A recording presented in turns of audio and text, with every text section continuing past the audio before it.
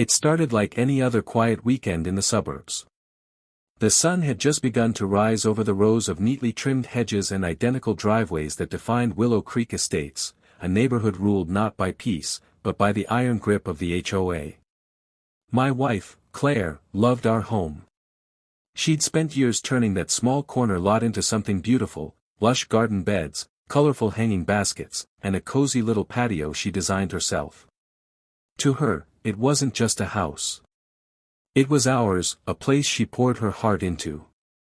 But the HOA saw things differently. They liked control, rules for every blade of grass, every shade of paint, even the type of flowers you could plant. And as far as they were concerned, Claire's little garden paradise was too creative. Too bright. Too non-compliant. It started with small notices, those passive-aggressive letters taped to the door, printed on crisp white paper with official HOA letterhead. Please remove unapproved flower arrangements. Please repaint your fence to community standard beige. Each one seemed harmless enough at first. Claire just laughed them off, thinking they were just doing their job. But soon, the letters became warnings. Then threats. Then fines. The new HOA president, a woman named Marcia Greer, had a reputation for taking her authority to extremes. She lived 2 houses down, and everyone knew she patrolled the streets every morning with her clipboard and camera phone, documenting the smallest violations like a self-appointed sheriff. Her favorite target quickly became Claire. At first, it was about the color of the fence. Then, the flower boxes. Then, the small solar lights Claire had installed along the walkway. Apparently, those weren't in the approved lighting plan. Each week, Claire would receive another violation notice, another demand to restore conformity. I remember her sitting on the porch one evening, holding one of those letters with trembling hands. How can flowers violate anything? She whispered to herself. That's when I knew, it wasn't about flowers. It was about control. The tension started to spread across the neighborhood. Some of our neighbors quietly supported Claire, slipping kind notes into our mailbox saying they loved her garden. Others, especially those close to the HOA board, started avoiding us. It was as if we had suddenly become outcasts in our own community. Then came the final warning. A bright red paper taped to our door, stating that if we didn't comply, by the end of the week, the HOA would impose a $500 fine and begin legal action. Claire was furious. She refused to tear down what she'd built. I stood by her. That night, I saw Marcia walking past our yard again, flashlight in hand, recording our property as if collecting evidence for a trial. The next morning, Claire decided enough was enough.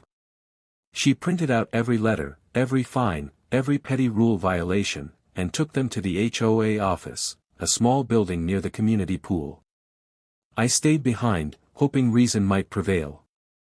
An hour later, she came back shaking. Her eyes were red, her hands clutching a stack of new papers. Apparently, when she confronted Marcia, things got heated. Claire told her she was harassing us, that the HOA had gone too far. Marcia threatened to call the police if Claire continued to act hostile. We thought it was just talk. Just another one of her power plays.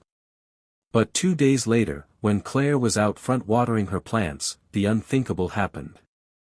A black and white police SUV rolled slowly down the street and stopped right in front of our house. 2 officers stepped out. Marcia was standing at the end of our driveway, arms folded, wearing that smug look she always had when she thought she'd won. The officers approached Claire, asking questions, glancing at Marcia, and taking notes. From the window, I watched as Claire tried to explain herself. She looked calm but deeply hurt. The officers seemed confused but professional. Clearly realizing this was less of a criminal complaint and more of a neighborhood squabble. After a few minutes, the officers left, shaking their heads. No arrests. No citations. Just a warning that it was a civil matter. But Marcia's smirk didn't fade. She had crossed a line. That night, Claire sat silently at the table, the incident replaying in her mind. She didn't cry. She didn't yell. She just stared at her hands and said one thing quietly: she made a big mistake. Because what Marcia didn't know, what none of them knew, was that Claire wasn't just a kind-hearted gardener or a peaceful homemaker. Before we moved to Willow Creek, she had worked for federal law enforcement. She knew procedure, chain of command, and, most importantly, what it meant to abuse authority. The HOA thought they could intimidate her. But the moment those police lights flashed in front of our home, they set something much bigger in motion. And this time, it wouldn't be Claire under investigation. After that police visit, something in Claire shifted. She stopped reacting emotionally, stopped venting about Marcia's letters or the endless fines.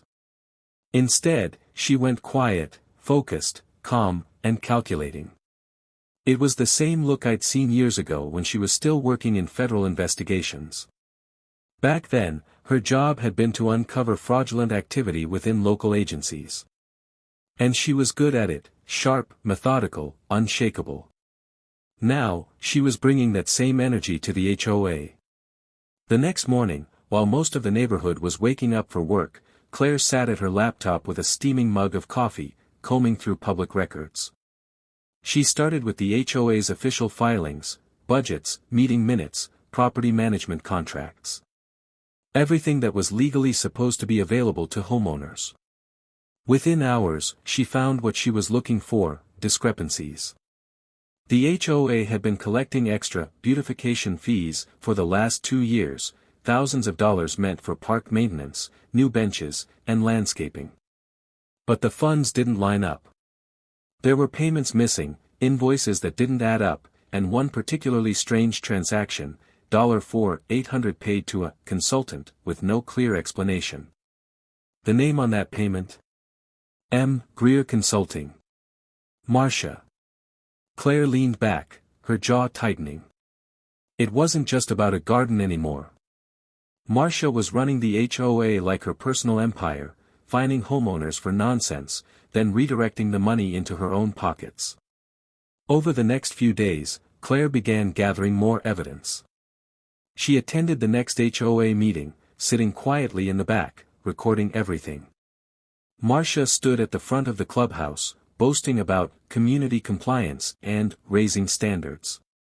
But when the financial report came up, she moved quickly through the slides, skipping over anything too detailed. Claire noticed. After the meeting, she filed a formal request for the HOA's full financial statements, citing homeowner rights. Under state law. Marcia's face went pale when she saw the request. The power dynamic had shifted. Within 48 hours, Claire had every document in her hands. She spent her evenings highlighting numbers, comparing statements, and cross-referencing bank accounts. Each page told a story of greed and deceit. She didn't stop there. She reached out to a few neighbors, the ones who had quietly supported her from the start. Among them was Tom, a retired accountant, and Mia, who worked in real estate law. Together, they formed an unofficial committee. What started as one woman defending her flowers had turned into a community movement. Soon, stories began surfacing. Other residents had been fined for absurd reasons: Christmas lights up one day too long, lawn chairs left on the porch, garden gnomes not matching neighborhood aesthetics. Every fine, every dollar, went into the same account Marcia controlled. Claire started organizing everything into a digital report: financial inconsistencies, resident complaints, recorded meetings. She even found that Marcia had been hiring her relatives as maintenance contractors under fake names. Piece by piece, the puzzle came together. By the end of the week, Claire had a 47-page document detailing potential fraud, misuse of HOA funds, and intimidation of homeowners. But she wasn't going to the HOA board with it. Not yet. She had a different plan. That Friday, she made a quiet visit to a friend from her old federal days, someone who now worked as a compliance officer for the State Property Regulation Department. Claire didn't ask for special favors, she simply presented the evidence, every document properly labeled and time-stamped. Her friend listened carefully, took notes, and promised to look into it. Meanwhile, life in Willow Creek continued like nothing was happening. Marcia still strutted down the street every morning, clipboard in hand, acting as if she still had full control. But Claire knew the clock was ticking. A week later, envelopes began arriving at several HOA board members' homes. Inside each was a formal notification from the state: an active investigation had been opened into Willow Creek Estates Homeowners Association. The neighborhood buzzed with gossip. Homeowners whispered at mailboxes and in driveways. Marcia tried to play it off, claiming it was a routine audit. But everyone could sense her confidence cracking. Then, one evening, as Claire watered her plants again, the same way she had the day Marcia called the cops, a black SUV pulled up. Only this time, it wasn't the police. It was two state investigators. They knocked on Marcia's door. Neighbors peeked from their windows as the investigators went inside. The meeting lasted hours.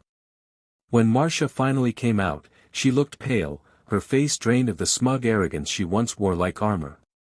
The next morning, an emergency HOA meeting was called. For the first time, Marcia wasn't smiling. She stammered through her opening remarks, claiming misunderstandings and clerical errors. But when Claire walked into the room, every head turned. She didn't speak. She just handed over a sealed envelope, the full report she'd compiled, and walked out. The silence that followed was heavy. Over the next few days, word spread fast. The state had frozen the HOA's accounts pending investigation. Several board members resigned. Marcia's consulting payments were exposed as fraudulent. But the story wasn't over, because in her arrogance, Marcia tried to fight back, hiring a lawyer, claiming Claire had defamed her and illegally accessed records. That's when Claire decided to end it once and for all. She had one final move left, something that would not only clear our names completely but also expose Marcia's abuse of power to everyone in Willow Creek. It would all happen at the next community-wide HOA election, where the entire neighborhood would finally get to vote. And when that day came, no one in Willow Creek would ever forget it. The weeks leading up to the election felt electric.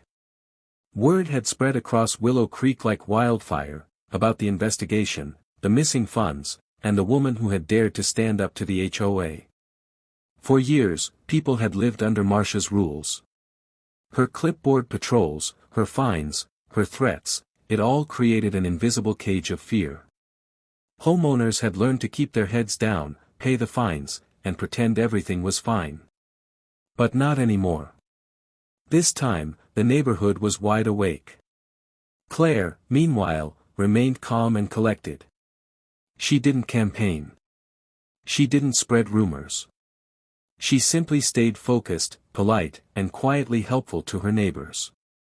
She helped people review their violation notices, explained their rights, and connected them with the proper state contacts. While Marcia's empire was crumbling, Claire was building something stronger: trust. The morning of the election arrived under an unusually bright sky. The HOA clubhouse, once a symbol of Marcia's power, was now packed to capacity.